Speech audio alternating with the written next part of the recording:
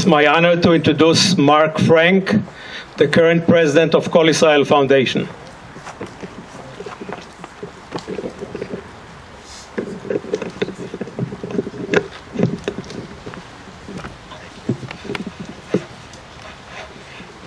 Good afternoon, everybody, and thank you for weathering the weather.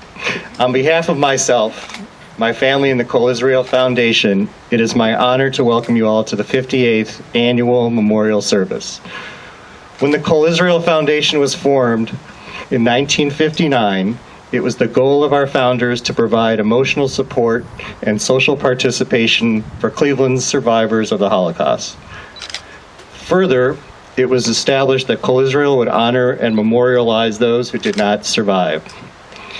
As it is the tradition to visit the graves of our ancestors and recite the memorial prayers between the high holidays of Rosh Hashanah and Yom Kippur, the Kol Israel members agreed to build this monument, which contains sacred remains from the camps and the names of their family members who perished, so that those who survived and had no graves to visit could accomplish that mitzvah. At first, this was somewhat of a private event, mainly for the survivors. But as the years went on, there was more participation by the whole community. Jewish war veterans, Beitar, Hillel, most every Jewish congregation, the Zion Cemetery family, and our co-sponsoring partner, the Jewish Federation of Cleveland.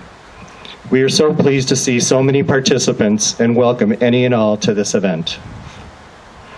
Over the years, Kol Israel has gone on to enhance the Jewish community, support the State of Israel, sponsor many events including the annual Yom HaShoah commemoration, and provide speakers to various groups so that those who may never have had the opportunity to experience firsthand the stories of actual survivors.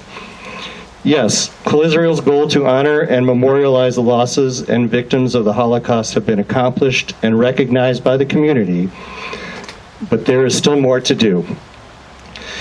The world's current climate of hate, bigotry, violence, terrorism, and the increased rise of anti-Semitism causes us now to accomplish a new goal and to try to avoid the peril of history repeating itself. This can only be done by educating those who do not know, those who deny, and those who are being influenced to act out by others who have not understood and continue to persecute their fellow human beings. To accomplish that goal, the Kol Israel Foundation has now acquired the long-standing face-to-face program from Congregation Sharei Tikva, which provides middle and high school students, mostly non-Jewish, the opportunity to experience an introduction to the Jewish religion, view a display of artifacts, display of historical photographs, all in a museum setting, and most importantly, to hear the first-hand testimony of a survivor. Although this is a powerful presentation, time has taken its toll, and due to the dwindling number of survivors who can participate, Kol Israel has created its Sharing Our Stories program, which travels to various schools in northern Ohio and utilizes excerpts from video testimony of now deceased survivors. These are presented by the descendants of that survivor, second and third generation members of Kol Israel. It is our hope that through education and spreading the lessons of the Holocaust, we can eliminate hatred, bigotry, and teach all members of our society to love one another and live together peacefully. This is a lofty goal indeed. As president of Kol Israel, I am inviting and urging all of you here to participate with us in some way and to encourage others, your children, grandchildren, relatives, friends, and neighbors to assist us in our goals. All of our programs rely on volunteers, and we would greatly appreciate your help. Please feel free to contact me or our office to find out more about available opportunities in our many programs. Lastly, I want to remind you all of our upcoming 60th anniversary gala celebration of Generations, which will be held on October 27th at the Ritz-Carlton in downtown Cleveland. We are so pleased to have community leader, chairman, and CEO of KeyCorp, Beth Mooney, as our honoree and keynote speaker. Beth's efforts focusing on inclusion and diversity and her support of the State of Israel are well known in the community. We are also honored to have Nancy McCann of the John P. Murphy and Koulis Foundations and Jeffrey Weaver, Executive Vice President of Key Corp, as our co-chairs and supporters of the event.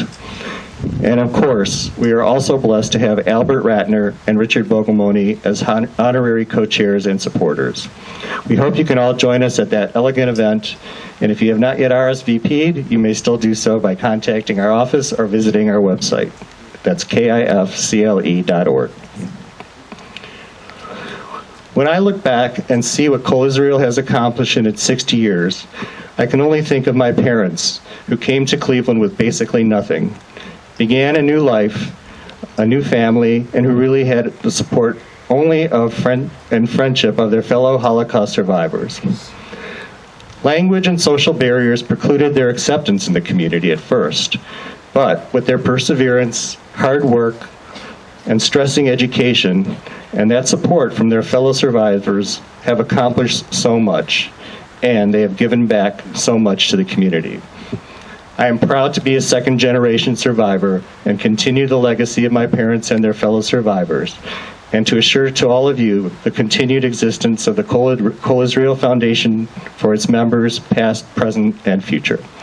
Again, on behalf of myself, my wife Dory, the officers, administrators, and board members of the Kol Israel Foundation, I thank you all for attending today and wish you a happy, healthy New Year filled with peace and love for us all. Thank you.